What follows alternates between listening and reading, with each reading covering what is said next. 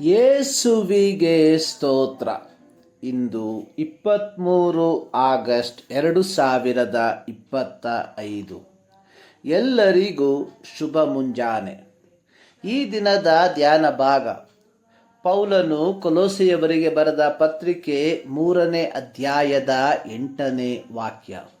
ಈಗಲಾದರೋ ಕ್ರೋಧ, ಕೋಪ, ಮತ್ಸರ, ದೂಷಣೆ, ಬಾಯಿಂದ ಹೊರಡುವ ದುರ್ಭಾಷೆ ಇವುಗಳನ್ನು ವಿಸರ್ಜಿಸಿ ಬಿಡಿರಿ. ಕೊಲೋಸ್ಯ ಪತ್ರಿಕೆ 3ನೇ ಅಧ್ಯಾಯದ 5ನೇ ವಾಕ್ಯದಲ್ಲಿ ಪೌಲನು ಕೊಲೋಸೆ ಸಭೆಯ ದೇವಜನರಿಗೆ ಜಾರತ್ವ, ಬಂಡುತನ, ಕಾಮಾಭಿಲಾಷೆ, ದುರಾಶೆ ಎಂಬ ಸಾಮಾಜಿಕ ಪಿಡುಗಾಗಿರುವ ಪಾಪವನ್ನು ನಿಮ್ಮ ಶರೀರದಿಂದ ಸಾಯಿಸಿರಿ ಅಥವಾ ಕ್ರಿಯಾರಹಿತವಾಗಿ ಮಾಡಿರಿ ಎಂದು ಪ್ರಬೋಧಿಸಿದ ನಂತರ 8ನೇ ವಾಕ್ಯದಲ್ಲಿ ಪೌಲನು ಇದೇ ಕೊಲೋಸ್ಯ ಸಭೆಯ ದೇವಜನರಿಗೆ ಪಾಪದ 2ನೆಯ ಪಟ್ಟಿಯನ್ನು ಕೊಡುವಂಥದ್ದನ್ನು ನೋಡುತ್ತೇವೆ.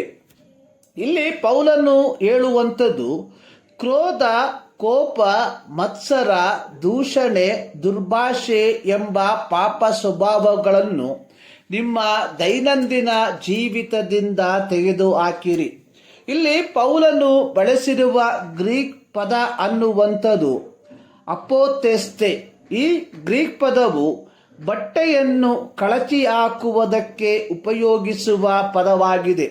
ಉದಾಹರಣೆಗೆ ಅಪೊಸ್ತಲರ ಕೃತ್ಯ 7ನೇ ಅಧ್ಯಾಯದ 58ನೇ ವಾಕ್ಯದಲ್ಲಿ ಬರೆದಿರುವಂಥದ್ದು, ಸ್ಟೇಫನನ್ನು ಕಲ್ಲೆಸೆದು ಕೊಲ್ಲುವ ಸಾಕ್ಷಿಗಳು ತಮ್ಮ ಬಟ್ಟೆಗಳನ್ನು ಕಳಚಿ ಸೌಲನೆಂಬ ಯೌವನಸ್ಥನ ಕಾಲುಗಳ ಬಳಿಯಲ್ಲಿ ಇಟ್ಟರು. ಒಬ್ಬ ವ್ಯಕ್ತಿಯು ತನ್ನ ಹೊಲಸಾದ ಅಥವಾ ಕೊಳಕಾದ ವಸ್ತ್ರವನ್ನು ಕಳಚಿ ಹಾಕುವಂತೆ ದೇವರ ಮಕ್ಕಳು ಕ್ರೋಧ, ಕೋಪ, ಮತ್ಸರ, ದೂಷಣೆ, ದುರ್ಭಾಷೆ ಎಂಬ ತಮ್ಮ ಹಳೆಯ ಜೀವಿತವನ್ನು ಅಥವಾ ವಸ್ತ್ರವನ್ನು ಅಥವಾ ಜೀವನ ಶೈಲಿಯನ್ನು ತೆಗೆದು ಹಾಕುವಂಥವರಾಗಿರಬೇಕು. ಈ ಕೊಳಕುತನವು ದೇವರ ಮಕ್ಕಳಿಗೆ ದೇವರೊಂದಿಗಿನ ಅನ್ಯೋನ್ಯತೆಯ ನಡತೆಯನ್ನು ಅಡ್ಡಿಪಡಿಸುವಂಥದ್ದಾಗಿದೆ. ಕೊಲೋಸೆ ಪಟ್ಟಣದ ಜನರು ಎಪಫ್ರನ ಮೂಲಕ ಸತ್ಯೋಪದೇಶವನ್ನು ಕೇಳಿಸಿಕೊಳ್ಳುವ ಮೊದಲು ಈ ಕೊಳಕಾದ ಜೀವನ ಶೈಲಿಯಲ್ಲಿ ಬದುಕುವಂಥವರಾಗಿದ್ದರು. ಆದರೆ ಕ್ರಿಸ್ತನನ್ನು ಅಂಗೀಕರಿಸಿದ ನಂತರ ಅವರು ತಮ್ಮ ದೈನಂದಿನ ಜೀವಿತದಲ್ಲಿ ಈ ಪಾಪಮಯವಾದ ಜೀವಿತದಿಂದ ಹೊರಗಿರಬೇಕೆಂಬುದಾಗಿ ಪೌಲನು ಎಚ್ಚರಿಕೆ ಪಡಿಸುವಂಥವನಾಗಿದ್ದಾನೆ. ಕೋಪ ಅನ್ನುವಂಥದ್ದು ಆಳವಾದ, ಘಾಸಿಗೊಳಿಸುತ್ತಿರುವ, ಅಸಮಾಧಾನ ಭರಿತವಾದ, ಕಹಿಯಾದ ಭಾವನೆಯಾಗಿದೆ. ಕೋಪ ಮಾನವನ ಸಹಜ ಗುಣ. ಎಫೆಸ ಪತ್ರಿಕೆ 4ನೇ ಅಧ್ಯಾಯದ 26ನೇ ವಾಕ್ಯದಲ್ಲಿ ಬರೆದಿರುವಂಥದ್ದು, ಕೋಪ ಮಾಡಬೇಕಾದರೂ ಪಾಪ ಮಾಡಬೇಡಿರಿ, ಸೂರ್ಯನು ಮುಳುಗುವುದಕ್ಕಿಂತ ಮುಂಚೆ ನಿಮ್ಮ ಸಿಟ್ಟು ತೀರಲಿ. ಯೇಸು ಮತ್ತಾಯನ ಬರೆದ ಸುವಾರ್ತೆ 5ನೇ ಅಧ್ಯಾಯದ 22ನೇ ವಾಕ್ಯದಲ್ಲಿ ಹೇಳಿರುವಂಥದ್ದು, ತನ್ನ ಸಹೋದರನ ಮೇಲೆ ಕೋಪಗೊಳ್ಳುವ ಪ್ರತಿಯೊಬ್ಬನು ನ್ಯಾಯ ವಿಚಾರಣೆಗೆ ಗುರಿಯಾಗುವನು. ನಾವು ಕೋಪವನ್ನು ನಿಯಂತ್ರಿಸದೆ ಹೋದರೆ ಅದು ದೊಡ್ಡ ಅನಾಹುತಕ್ಕೆ ಕಾರಣವಾಗಿ ಮಾರ್ಪಡುತ್ತದೆ. ಕೋಪವು ನಮ್ಮನ್ನು ಕ್ರೋಧಕ್ಕೆ ತಳ್ಳುವಂಥದ್ದಾಗಿದೆ.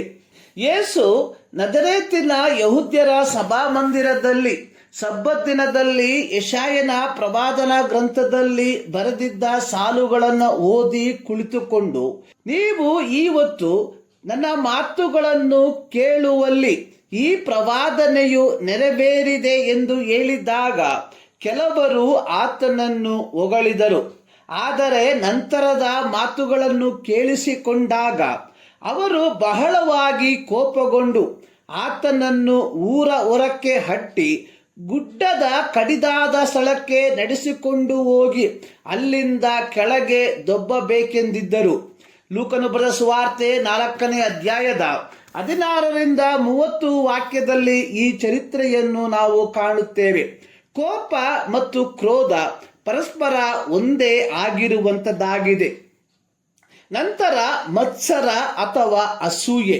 ಅಸೂಯೆಯು ಅಭದ್ರತೆ, ಭಯ, ಆತಂಕ, ಸಿಟ್ಟು ಮತ್ತು ಅಸಹಾಯಕತೆಯ ಸಂಯೋಜನೆಯಾಗಿದೆ. ಸತ್ಯವೇದದಲ್ಲಿ ಬರೆದಿರುವ ಅತ್ಯುತ್ತಮ ಉದಾಹರಣೆ ಅನ್ನುವಂಥದ್ದು ಕಾಯಿನನು ಮತ್ತು ಏಬೇಲನ ಚರಿತ್ರೆ, ಹಾಗೆಯೇ ಅರಸನಾದ ಸೌಲ ಮತ್ತು ದಾವೀದನ ಚರಿತ್ರೆ. ನಂತರ ದೂಷಣೆ ಮತ್ತು ದುರ್ಭಾಷೆ. ಈ ಎರಡು ಪಾಪಗಳು ಮನುಷ್ಯನ ಬಾಯಿಂದ ಹೊರಡುವಂಥದ್ದಾಗಿದೆ. ಮತ್ತಾಯನ ಬರೆದ ಸುವಾರ್ತೆ 12ನೇ ಅಧ್ಯಾಯದ 36ನೇ ವಾಕ್ಯದಲ್ಲಿ ಯೇಸು ಹೇಳಿರುವಂಥದ್ದು, ಮನುಷ್ಯರು ಸುಮ್ಮನೆ ಆಡುವ ಪ್ರತಿಯೊಂದು ಮಾತಿನ ವಿಷಯವಾಗಿ ನ್ಯಾಯ ವಿಚಾರಣೆಯ ದಿನದಲ್ಲಿ ಉತ್ತರ ಕೊಡಬೇಕು. ನಾವು ದೂಷಣೆಯ ಮಾತುಗಳನ್ನು, ದುರ್ಭಾಷೆಯ ಮಾತುಗಳನ್ನು ನಮ್ಮ ಬಾಯಿಯ ಮೂಲಕ ಪ್ರಯೋಗಿಸಿದರೆ ಎಷ್ಟರ ಮಟ್ಟಿಗೆ ನ್ಯಾಯ ವಿಚಾರಣೆಯನ್ನು ಎದುರಿಸಬೇಕಾಗುತ್ತದೆ ಎಂಬುದನ್ನು ಜ್ಞಾಪಿಸಿಕೊಳ್ಳಿರಿ. ಯೋಹಾನನ ಬರೆದ ಸುವಾರ್ತೆ 14ನೇ ಅಧ್ಯಾಯದ 6ನೇ ವಾಕ್ಯದಲ್ಲಿ ಯೇಸು ಹೇಳಿರುವಂಥದ್ದು ನಾನೇ ಸತ್ಯವು ಎಂಬುದಾಗಿ. ಹೀಗಿರಲಾಗಿ ಆತನ ಮಕ್ಕಳಾದ ನಾವುಗಳು ಎಷ್ಟರ ಮಟ್ಟಿಗೆ ಸತ್ಯವನ್ನು ಮಾತನಾಡುವವರಾಗಿರಬೇಕು. ಈ ಮುಂಜಾನೆಯಲ್ಲಿ ಸರ್ವಶಕ್ತನಾದ ದೇವರು ಈ ಮಾತುಗಳ ಮೂಲಕ ನಿಮ್ಮನ್ನು ಆಶೀರ್ವದಿಸಲಿ.